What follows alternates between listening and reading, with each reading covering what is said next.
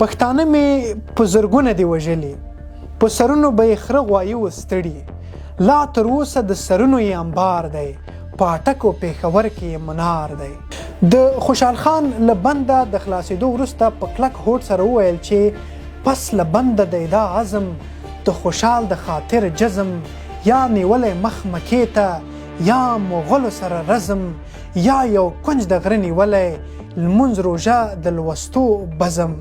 د مغل لپاره ما تورې وهلې، پښتنو به راته کړې ډېرې ښکنځلې، او رګزي دي که بنګښ که یوسفزي دي، دوی همه زما د تیغو په تاسف دي. خوشحال خان خټک مبارزه او د مغلو پر وړاندې جګړې. خوشحال خان خټک د پښتنو د تاریخ هغه ځلان ستوری دی چې د مغولي استبداد پر وړاندې یې د قلم او تورې دواړه وسلې وکارولې. د هغه مبارزه یوازې نظامي نه وه، بلکې فکري، فرهنګي او سیاسي قیام هم و چې موخه یې د پښتنو د یووالي، غیرت او خپلواکۍ دفاع وه. هغه مهال چې د مغولي واکمن اورنګزیب له پښتنو سره زول زیاتی کوه، نفاق او تبعیض سیاست یې غوره کړی و، خوشحال خان خټک د خپل قوم د عزت ژغورنې لپاره د قیام پریکړه وکړه. د ده مبارزې د پښتنو تاریخ یو نوی باب پرانیست او د دریا خان اپریدي او ایمل خان مومند ترڅنګ یې د مبارزې مقاومت بیرغ لوړ وساته. په هغه پیر کې چې د پښتنو د غرونو فضا د جګړې له شور او د ازادۍ له غږونو ډکه وه، خوشحال خان خټک په دې نړۍ سترګې پرانیستې. زوی د شهباز خان، لمسی د یحیی خان او د ملکه کوړي کړوسی چې نوم یې په تاریخ کې د شجاعت او فداکارۍ نښه شوه.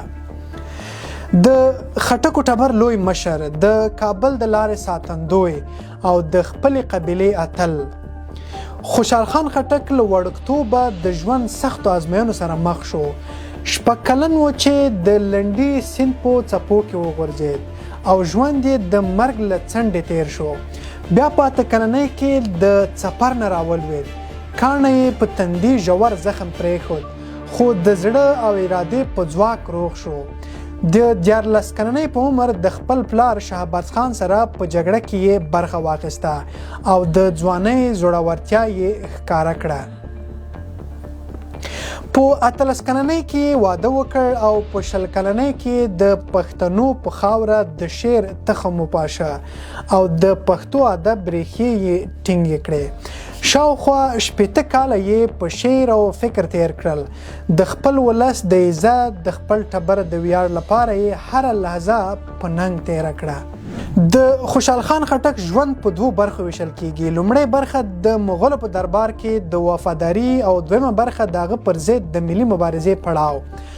خوشحال خان خټک د مغولو په دربار کې منصبدار و او د اورنګزیب تابع و. هغه د پاچا د غوښتنې مطابق هر ډول سرښندنه وکړه او حتی د خپلو پښتنو ورونو پر وړاندې هم د مغولو د امرونه هم پوره کړل او د پښتنو په وړاندې د جګړې لیکې ته هم راوړاندې شوی دی. د کانګرې، بلخ، بدخشان او د تیرا جګړې کې د مغولو ملاتړ وکړ. د پاچا د ستر شاهي نامونو په بدل کې د خپلو پښتنو ژوند د لوړو خطرونو سره هم مخ کړ. پښتانه قبایل په ځانګړې توګه یوسفزي د مغولو ډیر خلاف مالیې نه ورکولې او بغاوت یې کاوه. خو خوشحال خان خټک چې د خټکو قبیلې مشر و، د مغولو په ننګ به یې یوسفزیو سره جګړې کولې. خو کله چې د خوشحال خان خټک د لویي خبره کیږي نو بیا دا ښکاره کیږي چې هغه خپلې تېروتنې هم منلې دي او په خپله شاعرۍ کې یې هره تېروتنه په واضح بڼه لیکلې. مثلا یو ځای وایي چې د مغول لپاره ما تورې وهلې، پښتنو به راته کړې ډېرې ښکنځلې، او رګزي دي که بنګښ که یوسفزي دي، دوی همه زما د تیغو په تاسف دي. یعنې د خوشحال لویي همدا ده چې د هغو قومونو نومونه یې هم په دې شعر کې لیکلي دي چې د مغولو په ضد به جنګېدل او خوشحال به یې مخالفت کاوه. بل ځای بیا داسې هم وایي پښتانه مې په زرګونه دي وژلي، په سرونو به یې خره غوایي وستړي، لا تر اوسه د سرونو یې انبار دی، په اټک او پېښور کې یې منار دی. یعنی موږ به اوس په دې دور کې داسې هیڅوک پیدا نه کړو چې خپلې تېروتنې یا وژنې ومني، خو خوشحال خان خټک دا کار په جرأت سره په خپل شاعرۍ کې کړی دی او خپلې تېروتنې یې په ډاګه لیکلې دي. خو کله چې په 1958 هجري قمري کال اورنګزیب د خوشحال خان خټک د بندي کولو حکم صادر کړ، خوشحال خان د مشورې په بهانه د پېښور دربار ته وغوښت. لومړی قیدي کړ او بیا یې هندوستان ته انتقال کړ. د بند په دې جریان کې د خوشحال خان خټک زړه د مظلومیت او د خپلې کورنۍ د وفادارۍ او د ظالم حکومت د ظلم په اړه سوځېده. خوشحال خان د بند په دې 5 کلونو کې نه یوازې خپل فکر او تدبیر پیاوړی کړ، بلکې د پښتنو د ازادۍ او د خپلواکۍ لپاره یې د مبارزې پټ اور تیار کړ. کله چې خوشحال خان خټک له بند څخه خوشی شو، د هغه ذهن او زړه بشپړ بدلون کړی و. هغه پوه شو چې د ظالم او د مستبد حکومت لپاره وفاداري یې بې ګټې ده او یوازې د خپل قام د عزت، شتمنۍ او د ازادۍ ساتنه د ژوند حقیقي موخه ده. د خوشحال خان له بنده د خلاصېدو وروسته په کلک هوډ سره وویل چې پس له بنده د ادا عزم، د خوشحال د خاطر جزم، یا نیولی مخ مکې ته، یا مغلو سره رزم، یا یو کنج د غره نیولی، لمونځ روژه د لوستو بزم. له همدې وخته خوشحال خان خټک د مغلو پر ضد د پښتنو ملي قیام مشري وکړه او د خپل قلم او تورې په وسیله یې د مغلو پر ضد د پښتنو سیاسي او فکري بیدارۍ ته لاره هواره کړه. خوشحال خان خټک د ژوند 22 کاله د مغلو په خلاف داسې جګړې وکړې چې په تاریخ کې ساری نه لیدل کیږي. د خوشحال خان خټک د شعرونو له مخې د مغولو او پښتنو ترمنځ شاوخوا 9 سترې جګړې شوې دي چې په تاریخي لحاظ د پښتني مقاومت مهم پړاوونه بلل کیږي. له هغو جګړو څخه د خیبر جګړه د دریا خان او ایمل خان په مشرۍ، د کړپه جګړه، د تاترې جګړه، د دوابه جګړه، د نوښار جګړه، د ګنداب جګړه او د خاپش جګړه یادېږي.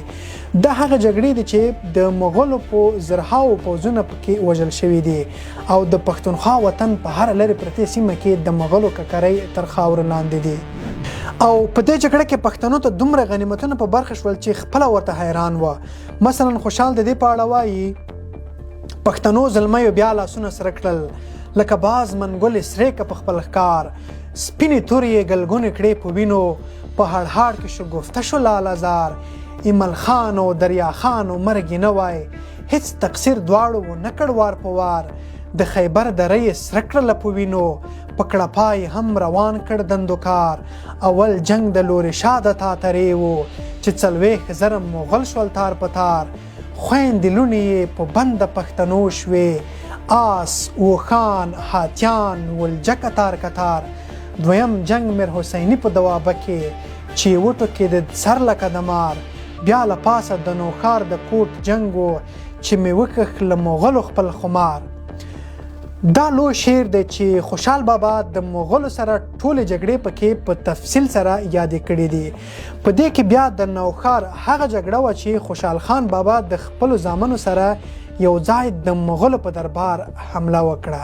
خوشحال خان د خپلو زامنو عابد خان، عبدالقادر خان او پریدیو په ملتیا پر شاهي سړک او د خیبر آباد پر کلا حمله وکړه. د نوښار په کلا کې 3,000 مغل پوځیان وو.